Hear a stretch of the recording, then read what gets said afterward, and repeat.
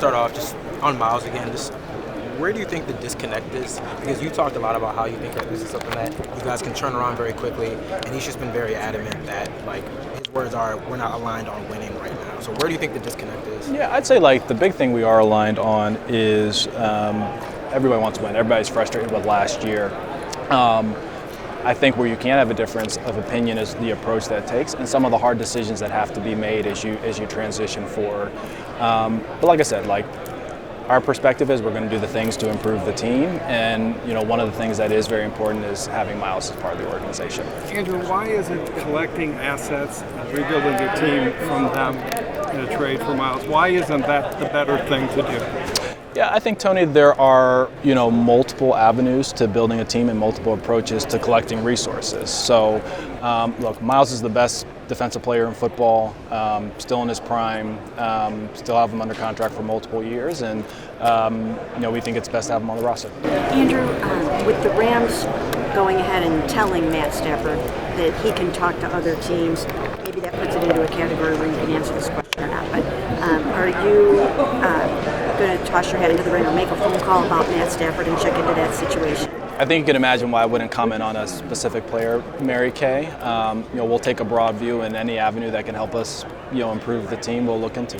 Andrew, it's no secret you guys are looking at quarterbacks this year, but there's a notion going around that this quarterback class isn't as strong as years prior. What do you think about that? Yeah, I think that remains to be seen, to be honest. I always use the example in 2017. That was supposed to be like the down year of the quarterback, and argued what the guy who will retire as the greatest of all time was taken 10th overall in the draft with Patrick Mahomes. So, you never really know how it's going to turn out. Like, our job is really just to do the work and get to know these guys, both as players and people, and then make the decision that we think is best for us. Andrew, in the abstract, is it theoretically easier to find to acquire a quarterback if you're looking for one, than maybe it had been 10 years ago? In terms of, you look at like what Denver did, the Steelers did with Russell Wilson and Stafford being, some of the guys that it seems like 10 years ago that you wouldn't necessarily see that kind of prime quarterback. I think, Chris, there's probably more diversity in terms of offensive scheme and how the quarterback can play within that. I think there's also probably more diversity in terms of physical characteristics for quarterbacks that are coming out. Like maybe 10 years ago, you wouldn't necessarily have a guy like playing the style that Mahomes or Josh Allen or even Lamar to an extent, would play, where a lot of the top guys, they were really more your traditional, pocket passers. I think now, with how offensive football has evolved, and quite honestly how the college game has trended, it certainly does maybe open up the aperture, so to speak, of players that will qualify for successful quarterbacks. Andrew, you guys parted ways with Juan, obviously, but just his time here, why do you think that didn't work out how you guys envisioned? And I mean, you guys have done some good things at safety, but there's never, it seems like, been that depth fully that you guys envisioned. Yeah, I think really the big thing with Juan is, first of all, great individual. Thought he played well when he was on the field, but the big thing was just availability. Had been a guy that had been, pretty durable during his time in Kansas City, and just had a really tough time, with the calf injuries throughout his time with us. He'll go on and play well and catch on and things like that, but unfortunately, it just didn't work out with us. Let me go, Dan, because he didn't get a chance to coach. I just wanted to ask you, in terms of having the number 2 pick and this opportunity to pick a quarterback that high, how does that factor into your process? Because obviously you guys don't want to be in this position again. So how does the opportunity to maybe do it weigh in to this whole process? And maybe I should ask you. As far as having the opportunity to pick a quarterback at number 2 so high, in a position where you probably don't ever want to be again. If that makes sense. I'd say in terms of, and do you mean in terms of what process? Just the roster building process? The process of whether you would take a quarterback or would a quarterback outweigh another position? I got you. Something like that. Look, what we'll look to do is maximize the number 2 as a resource, and that's whether we select a quarterback, select a non-quarterback, or move the asset for something else. All those decisions are fortunately ones that we don't have to make for a couple weeks, but we'll work through a bunch of different scenarios. And really it starts with just like getting to know the prospects. And once we feel like we have a good feel for the prospects, then we can make some of the strategic decisions. In terms of, I don't know if you answered this, a part of Dan's figuring out, but assuming you get a veteran in March before the draft, whether it's free agency or trade. Do you think that will have an impact on what you do in the draft, or do you look at those things kind of independently? It's good. There is some interconnectedness, Scott. I'm not going to say that they're completely independent, but you also have heard me say that the draft, they're largely for the longer term decisions. So they could play off one another maybe slightly, but I wouldn't say that the impact would be significant in that regard. But how important is it to make sure you get a starting caliber quarterback before the draft? Yeah, I'd say, Daniel, just taking out whether it's before the draft or after the draft or during the draft, improving the quarterback play, that's a big part of the offseason. You talked about Tommy's comments about decision making and sort of reemphasize that. Is that the trait you're looking for in a quarterback, or is there other things that sort of, are at the top? Yeah, look, you want guys who make good decisions, they're accurate, and then that they can avoid conflict, because not everything goes perfectly on a given play, and your quarterback's got to be your great problem solver during the game. So are you pretty confident that even though the things that we've heard from Miles about he'll do whatever it takes to get the Browns to trade him and things like that, are you pretty confident that maybe an extension, even though he says it's not about the money, maybe an extension would make him happy, or maybe a good quarterback would make him happy enough for this thing to have a nice ending for you guys, and he's here? It's really not appropriate for me to speak for Miles. All I can do is express really how much we value him and how much we appreciate him, and really our desire to ensure that he remains a Brown and our lack of a desire to move him. So many smart people work so hard trying to scout quarterbacks, and yet it seems when you look at the results, it kind of feels like you're rolling the dice and you get the same hit rate. Why is it so hard? I think it's hard because quarterback is the most impactful position, but it's also one of the most interconnected positions in the sport. Look, you talk about decision making. It's a position where you're going to make 50 to 60 decisions a game and probably have the ball in your hand for 35 or 40. But at the same time, all 10 people around you have to be able to do their jobs. And really, I would say this, 10 people on the field, but it's also the people on the sideline in terms of how you're building the offense or the scheme around the individual.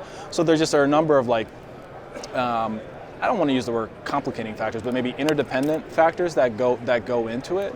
So the evaluation process is important, but so is the integration and development process as well. I mean, there's all this debate about fit versus talent in terms of finding a quarterback. How do you weigh those things, specifically evaluating that position? Yeah, so I'd say this. More generally, you want to get the best player at that position that you can. Your offense should be geared towards that player's strengths, and that's any quarterback across the league. I think that if you look, I'll give a couple examples. If you look at when Baltimore selected Lamar, their quarterback was Joe Flacco. You couldn't necessarily have two more polar opposite styles. Or when Kansas City selected Patrick Mahomes, their quarterback was Alex Smith.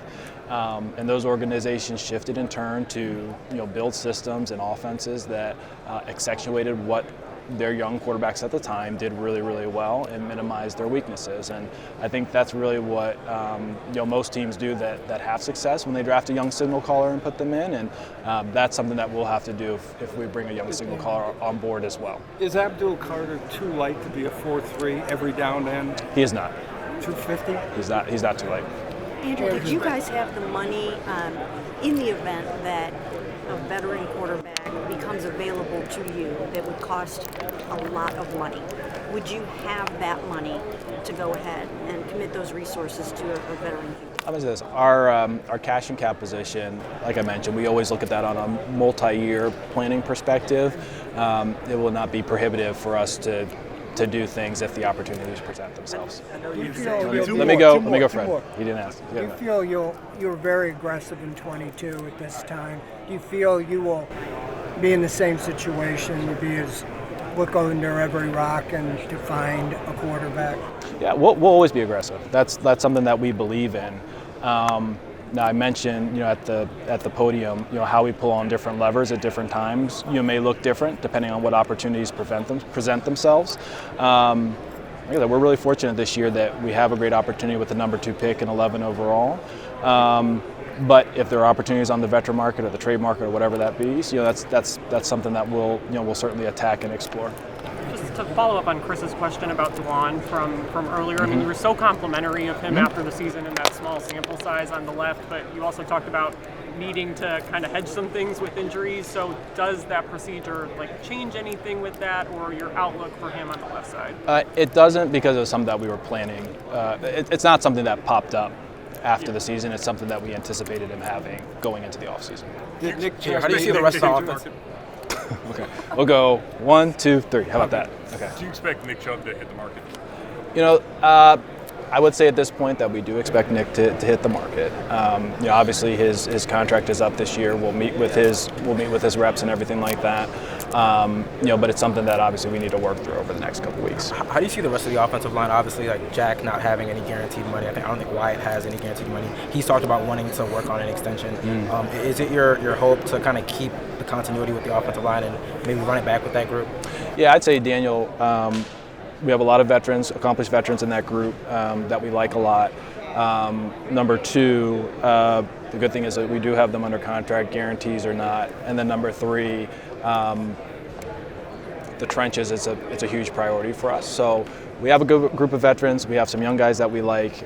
It's probably a room that we'll continue to add to. But like those guys are good players, and certainly want them here.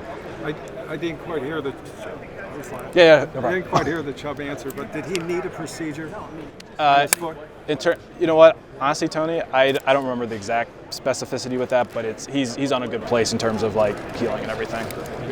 What about Greg? Have you guys had any talks about his future here long term or anything?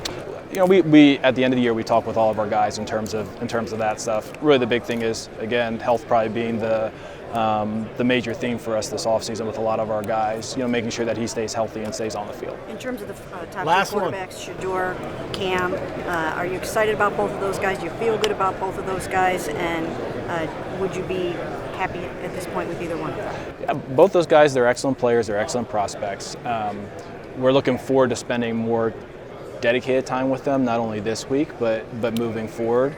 They're impressive young men, not only on the field, but everything that their programs say about them. So all those decisions remain to be seen, Mary Kay, but you know, it's been a good start with them so far. Thank you. Thanks a lot. All right. Yep. Thank you, Andrew. Yep. No problem.